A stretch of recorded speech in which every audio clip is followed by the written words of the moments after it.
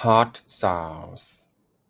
โดยปกติแล้วถ้าเราฟังเสียงหัวใจมันจะประกอบมีเสียงที่1และเสียงที่2แล้วจะต่อด้วยเสียงที่1อีกครั้งและเป็นวงจรแบบนี้ไปเรื่อยๆซึ่งอยู่ในช่วงระหว่างเสียงที่1หาเสียงที่2แม่นช่วง systole ซึ่งเป็นช่วงที่หัวใจมีการหดหัดและช่วงระหว่างเสียงที่2หาเสียงที่1เป็นช่วง diastole ซึ่งเป็นช่วงที่หัวใจมีการคลายตัวเสียงที่1และเสียงที่2ดังกล่าวแม้นจะได้ยินแรงหรือค่อยแตกต่างกันไปขึ้นกับบริเวณที่เราฟังเสียงถ้าเราฟังที่จอมหรือ apex ของหัวใจแม้นจะได้ยินเสียงที่1แรงกว่าเสียงที่2แต่ถ้าเราฟังอยู่ฐานหรือ base ของหัวใจแม้นจะได้ยินเสียงที่2แรงกว่าเสียงที่1เสียงดังกล่าวแม้นเกิดขึ้นเนื่องมาจากการปิดโตของวาล์วหัวใจซึ่งเสียงที่1แม้นเกิดจากการปิดโตของ tricuspid valve และ mitral valve ถึงแม้จะมี2วาล์วในการปิดโตแต่เนื่องจากมันปิดโตพร้อมๆกัน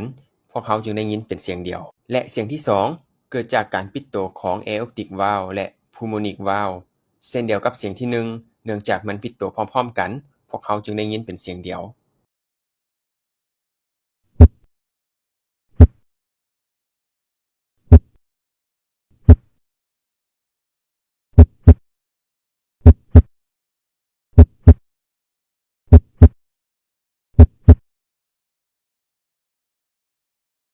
เสียงที่3ของหัวใจนั้นเกิดขึ้นหลังจากเสียงที่2บ่ดนซึ่งตรงกับระยะต้นของช่วง diastole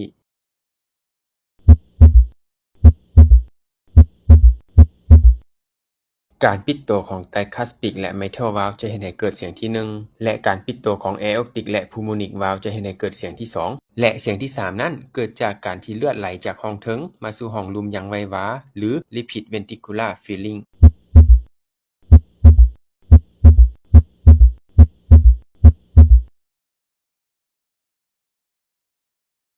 จุดที่ฟังเสียงหัวใจที่3ได้ดีที่สุดแม่นบริเวณ apex หรือจอมหัวใจซึ่งอยู่ระหว่างกระดูกข้างที่5ซึ่งกลางกับกระดูก clavicle เสียงดังกล่าวเป็นเสียงความถี่ต่ำจึงใช้ดันเบลของ stethoscope ในการฟังเป็นเสียงที่เกิดขึ้นในช่วง early diastolic และจัดอยู่ในจำพวก ventricular gallop โดยปกติแล้วเสียงดังกล่าวสามารถพบได้ในวัยหนุ่มที่อายุต่ำกว่า30ปีและเสียงดังกล่าวยังสามารถพบได้ในหัวใจที่ผิดปกติเช่น dilated cardiomyopathy mitral หรือ tricuspid regurgitation เสียงที่4ของหัวใจนั้นมันเกิดขึ้นก่อนหน้าเสียงที่1ซึ่งตรงกับระยะท้ายของช่วง diastole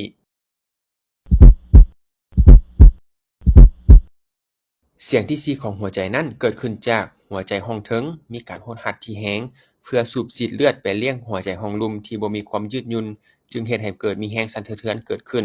ซึ่งกลายเป็นเสียงที่4ของหัวใจ